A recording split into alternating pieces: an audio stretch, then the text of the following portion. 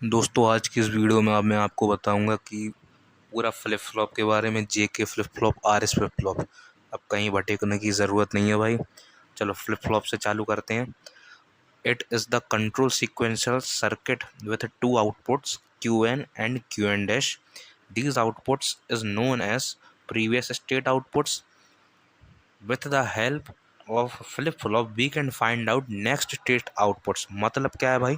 Flip flop भाई एक circuit diagram है, सीधी बात है भाई, जिसके दो आउटपुट रहते हैं क्यू एन और क्यू एन डैश। लेकिन फ्लिप फ्लॉप की मदद से ना अपन ये कहलाते प्रीवियस स्टेट आउटपुट। इनकी फिर फ्लिप फ्लॉप की मदद से अपन नेक्स्ट स्टेट आउटपुट निकाल सकते हैं, जो कि होते हैं क्यू एन और क्यू एन प्लस वन। वो मैं आपको अभी समझा दूंगा। पहले आप ये फ्लिप फ्लॉप की डेफिनेशन याद कर लो, स्क्रीनशॉट ले लो।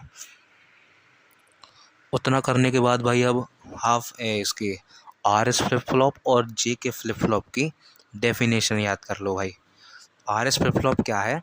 एक फंडामेंटल डिजिटल स्टोरेज डिवाइस है which can store 1 bit of information. भाई ये एक सीधी बात है, एक सर्किट डायग्राम है जो कि 1 बिट ऑफ इंफॉर्मेशन स्टोर कर सकता है। फिर जे के फ्लिप फ्लॉप क्या है? ये एक सीक्वेंशियल लॉजिक सर्किट डायग्राम है जो स्टोर भी करता है और मैनिपुलेट भी करता है बाइनरी डाटा को। ठीक है, आर एस फ्लिप फ्लॉप सिर्फ स्टोर करता है, जे के मैनिपुलेट भी करता है। इतना देखने के बाद ना भाई अब अपन देखेंगे इनके सर्किट डायग्राम, एक्साइटेशन टेबल और ट्रुथ टेबल। तो सबसे पहले आर एस वाले की लॉजिक डायग्राम देख लेते हैं भाई क्या है। भाई पहले तो एंड गेट आएंगे, फिर उसके बाद ये कौन से गेट कहलाते बताओ? ये नॉर गेट कहलाते हैं। पहले एंड गेट फिर नॉर गेट। ठीक है भाई, पहले एक आर में गई इनपुट, फिर एक एस में गई, इन दोनों को क्लॉक पल्स से कनेक्ट कर दिया। इसके बारे में ज़्यादा जानने की ज़रूरत नहीं है, सी एल के पल्स लिख देना बस एक बार। ठीक है, पर उसके बाद इनका जो आउटपुट रहेगा ये जाएगा इसमें, कौन से में? नॉर गेट में।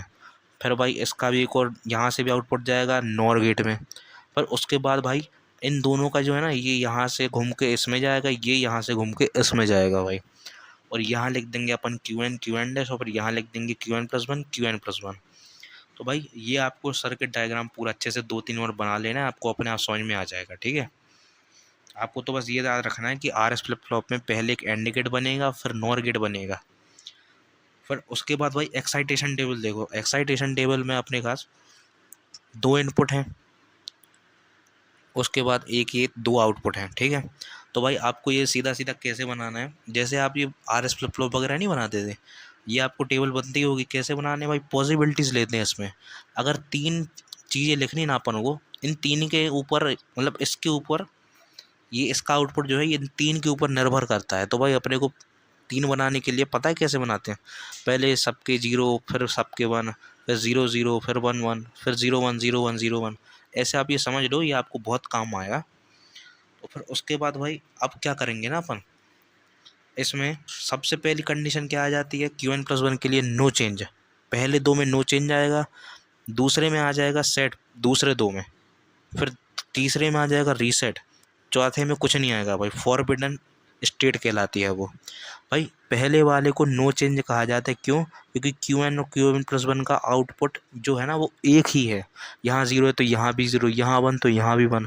और सेट मतलब आ जाएगा, सेट मतलब भाई कुछ भी हो वन आ जाएगा, रीसेट मतलब कुछ भी हो जीरो आ जाएगा। ठीक है, तो ऐसे भाई आपका ये आर एस फ्लिप फ्लॉप मैंने ख़त्म कर दिया है। अरे अभी रुको भाई, ये वो तो एक्साइटेशन टेबल थी जो आपको पहले दिखाई थी, ये ट्रुथ टेबल है। इसमें आपको कुछ नहीं करना है, इसमें आपको सिर्फ दो क्वांटिटी ऐसे लिख देना, 0101 आर और एस की। फिर क्यू एन प्लस वन जो लास्ट आउटपुट आया था ना, अपने को वो लिखना है यहाँ पे। उसमें एक में 0 आया था, फिर 1, फिर 0। नो चेंज, सेट, रीसेट और फॉरबिडन, आपको ये बस लिख के आ जाना है। तो ये आपकी ट्रुथ टेबल हो गई, और लास्ट में ये रिप्रेजेंट कर देना कि आर गया, एस गया, क्यू एन आया और क्यू एन डैश आया। ठीक है, इसके बाद आ जाओ जे के फ्लिप फ्लॉप पे। जे के फ्लिप फ्लॉप का सर्किट डायग्राम ऐसा है, इसमें चारों क्या कहते हैं आपके नैंड गेट होते हैं। कौन से? NAND gate, NAND। जे गया, के गया, ये आपको पता है ना पिछली बार के जैसा, ये क्लॉक पल्स, पर इसका आउटपुट यहाँ आएगा, फिर इसका ये घूम के दूसरे के में जाएगा, ये यहाँ से इसका घूम के दूसरे के में जाएगा। यहाँ पे एक चीज़ एक्स्ट्रा क्या है, यहाँ से भी एक निकलेगा, ये दूसरे के पास घूम के यहाँ दूसरे के में जाएगा, फिर उसके बाद यहाँ से भी एक निकलेगा, यहाँ ये घूम के भी इसमें जाएगा, यहाँ क्यू एन, यहाँ क्यू एन। ठीक है भाई, अब ये हो गया आपका लॉजिक सर्किट डायग्राम। इसके बाद आती है एक्साइटेशन टेबल।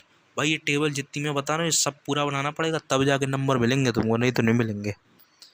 और भाई ये जे के फ्लिप फ्लॉप की ये टेबल आ गई, जे के क्यू एन प्लस वन। ये मैंने आपको बताया ना कैसे भरते हैं। अगर तीन ऑप्शन हो ना तो ऐसे भरते हैं कि पहले 0 0 0 फिर 1 1 1, फिर के आ जाएगा तो 0 0 1 1 0 0 1 1, और क्यू एन के लिए 0 1 0 1 0 1 0 1। अब इसमें क्या होता है ना, इसमें अपन ने क्या देखा था ना, उसमें पहले होता था नो चेंज फिर सेट फिर रीसेट। इसमें क्या है, इसमें पहले नो चेंज है, फिर रीसेट है, फिर सेट है।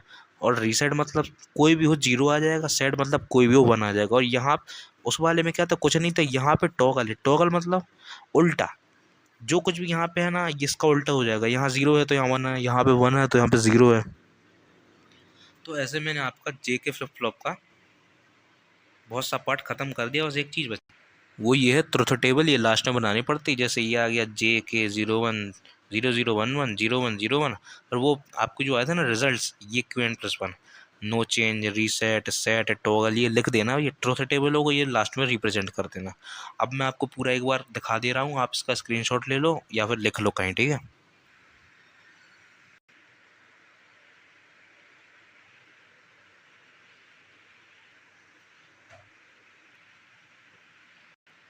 ठीक है, तो मैंने आपके लिए पूरा ये काम कर दिया है भाई, अब आप अपना ये पढ़ लेना, ठीक है भाई।